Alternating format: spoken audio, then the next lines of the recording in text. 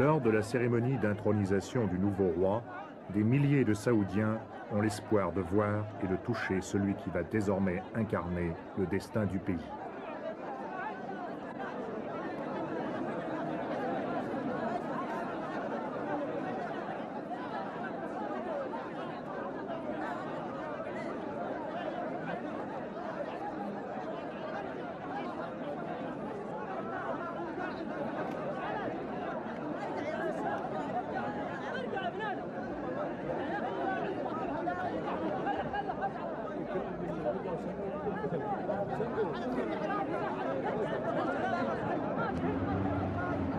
C'est au palais du gouverneur que les dignitaires du régime sont venus saluer le nouveau monarque. Selon la tradition, le peuple sait que lui aussi pourra pénétrer dans le palais. Pour les accueillir tous, le nouveau roi devra poursuivre la cérémonie le lendemain.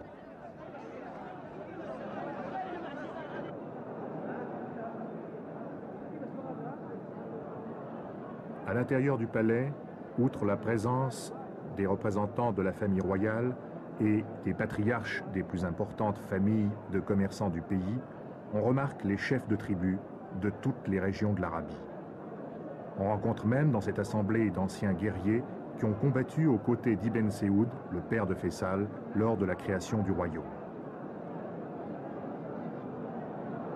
Et le nouveau roi, Khaled Abdulaziz, intronisé en toute simplicité, reçoit dans la bousculade les chefs de tribus qui viennent faire acte d'allégeance.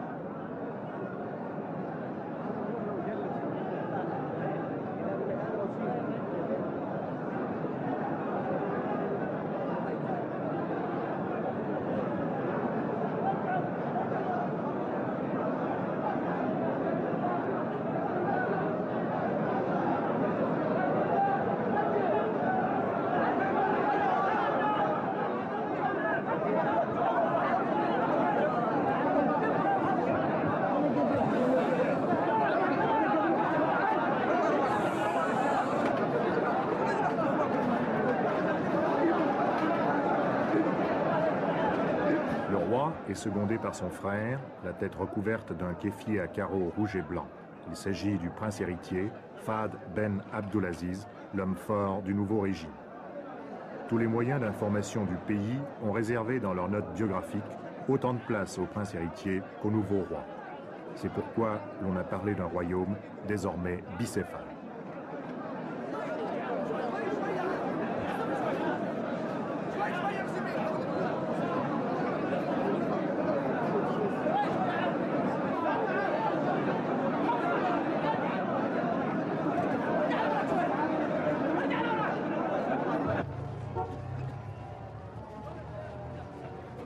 Le nouveau roi et le prince héritier quittent le palais du gouverneur pour se rendre au palais royal, où ils doivent recevoir les condoléances des délégations étrangères.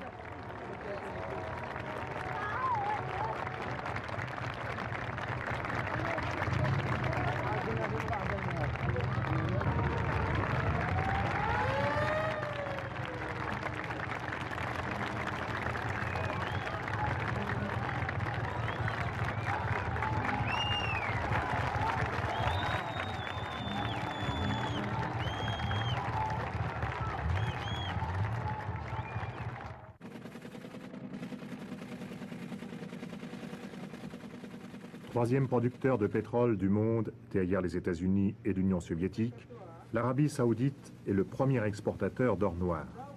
L'année dernière, elle a enregistré des revenus s'élevant à 29 milliards de dollars. Et les 4/5 du pétrole saoudien passent par cette salle de distribution pour être stockés puis chargés sur tankers.